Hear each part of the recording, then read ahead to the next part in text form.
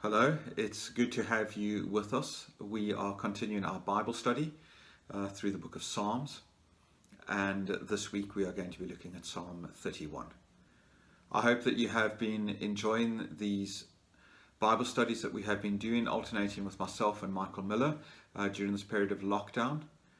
Next week I will be doing another Psalm with you, and that will then be the last one that we will do until we get to the end of August. So we're going to take a break for a few weeks through the rest of July and into August, and we'll begin our Bible studies again in September.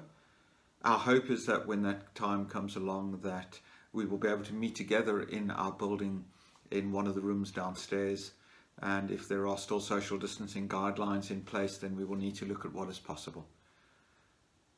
This week we are jumping on a few Psalms. We looked at Psalm 23 the last time, where David spoke about the Lord being his shepherd. This time we move on to Psalm 31. In the previous Psalm, David had spoken about how the Lord is the one who leads him through his life. This week we think about how David talks of God being the one who protects him. What we see in the psalm is that David is going through some sort of difficulty in his life, some sort of problem that he is being faced with, and it is believed that the specific problem that David is encountering is when his son Absalom is arriving at the city of Jerusalem with the intention of killing David. If you want to read all about Absalom and this relationship between a father and a son, you can find this in 2 Samuel, beginning at chapter 13 and going on to chapter 19. It tells the story of David and Absalom. But let's read the psalm. In you, O Lord, I seek refuge. Do not let me ever be put to shame. In your righteousness, deliver me. Incline your ear to me, rescue me speedily. Be a rock of refuge for me, a strong fortress to save me. You are indeed my rock and my fortress. For your name's sake, lead me and guide me. Take me out of the net that is hidden for me, for you are my refuge. Into your hand I commit my spirit. You have redeemed me, O Lord, faithful God. You hate those who pay regard to worthless idols, but I trust in the Lord. I will exult and rejoice in your steadfast love, because you have seen my afflictions. You have taken heed of my adversities, and have not delivered me into the hand of the enemy. You have set my feet in a broad place. Be gracious to me, O Lord, for I am in distress. My eye wastes away from grief, my soul and body also. For my life is spent with sorrow, and my years with sighing. My strength fails because of my misery, and my bones waste away. I am the scorn of all my adversaries, a horror to my neighbors, an object of dread to my acquaintances. Those who see me in the street flee from me. I have passed out of mind like one who is dead. I have become like a broken vessel, for I hear the whispering of many, terror all around, as they scheme together against me, as they plot to take my life. But I trust in you, O Lord. I say, you are my God. My times are in your hand. Deliver me from the hand of my enemies and persecutors. Let your face shine upon your servant. Save me in your steadfast love. Do not let me be put to shame, O Lord, for I call on you. Let the wicked be put to shame. Let them go dumbfounded to Sheol. Let the lying lips be stilled that speak insolently against the righteous with pride and contempt. Oh, how abundant is your goodness that you have laid up for those who fear you, and accomplished for those who take refuge in you, in the sight of everyone. In the shelter of your presence you hide them from human plots. You hold them safe under your shelter from contentious tongues. Blessed be the Lord, for he has wondrously shown his steadfast love to me. When I was beset as a city under siege, I had said in my alarm, I am driven far from your sight. But you heard my supplications when I cried out to you for help. Love the Lord, all you his saints. The Lord preserves the faithful, but abundantly repays the one who acts haughtily. Be strong and let your heart take courage, all you who wait for the Lord. What we see in the psalm is that in the first 22 verses, David is speaking to God.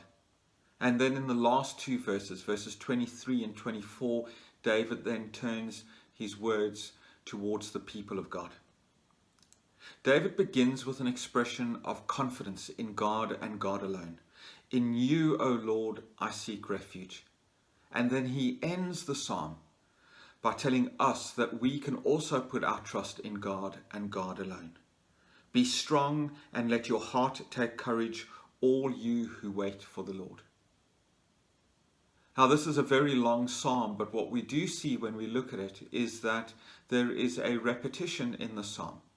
Verses 9 to 22 follow the same pattern as verses 1 to 8.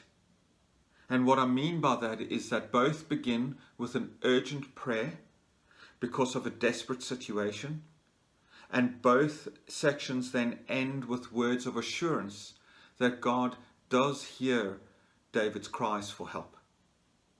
Let me show you what I mean.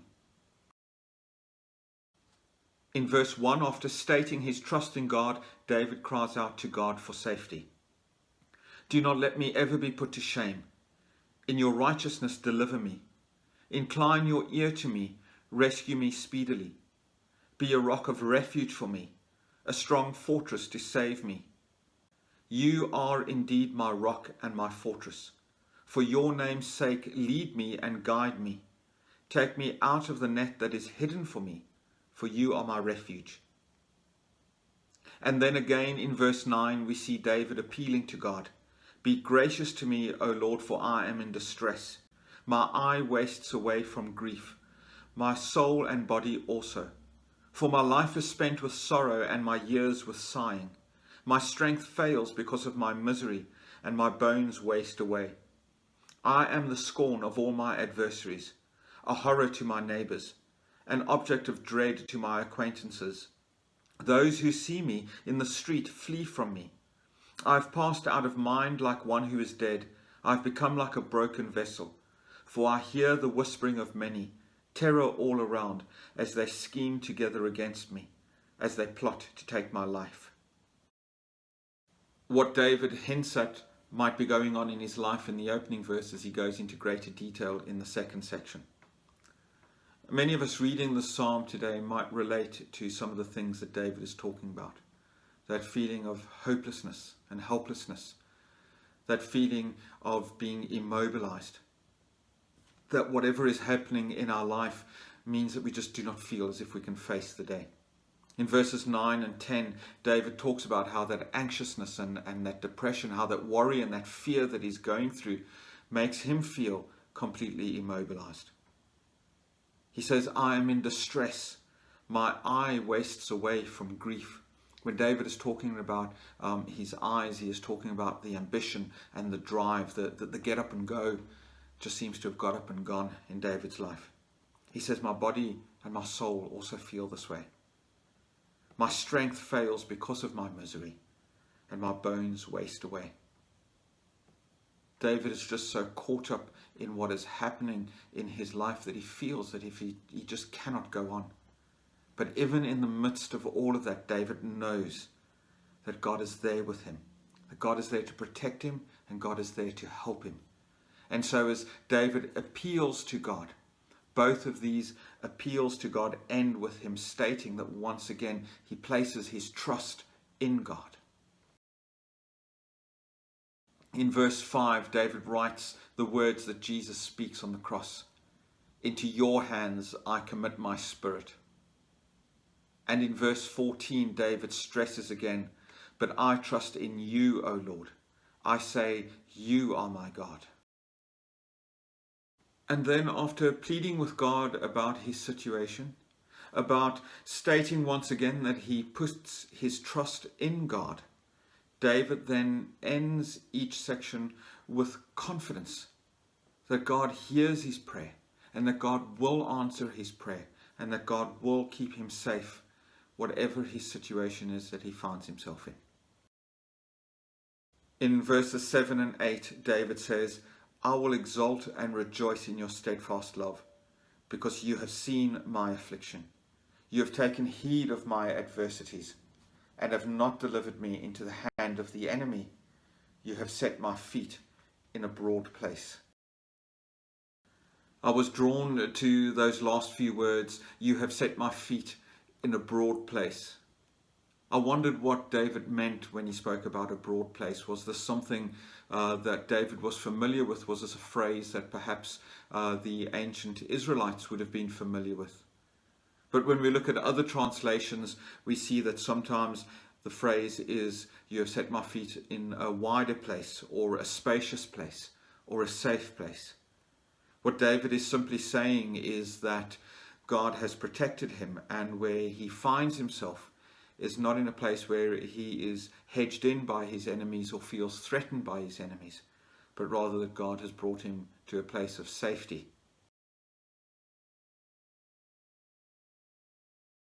It's not only in the first section that David expresses his confidence in God, but also in the second section.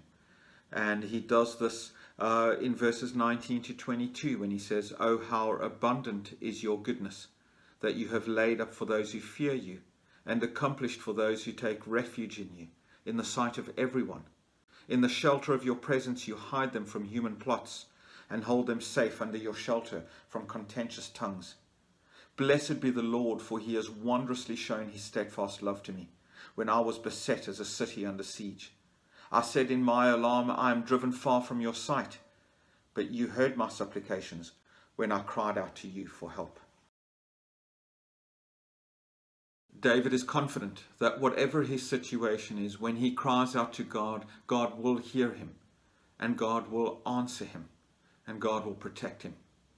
And in that confidence, David then turns his focus to you and to me and to others who will read and hear these words of the psalm. And he says to us, love the Lord, all you his saints. The Lord preserves the faithful, but abundantly repays the one who acts haughtily. Be strong and let your heart take courage, all you who wait on the Lord. David is reminding us, and I hope that as we go through the psalm, I am reminding you too, that you can place your trust in God. That whatever your circumstance is at the moment, whatever it is that you are struggling through, whether it is depression and anxiety, worry and fear, whether you are struggling because of job losses, or you are struggling because of economic and financial reasons, or perhaps because of relationships. Whatever your struggle is right now, you can put your trust in God. You can cry out to him and he will hear you cry out to him. I want to end the study by showing you one last thing about the psalm that I believe is important for us to grasp as we journey through life with God as our shepherd, as God is the one who leads us. If we were to draw a graph that shows David's emotional state as he moves through the psalm, as he writes the psalm, perhaps it would look something like this.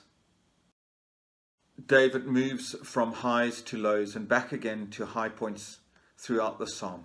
It's a bit of a roller coaster, isn't it?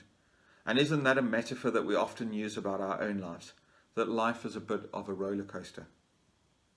I don't know about you, but this psalm speaks into the roller coaster of my life.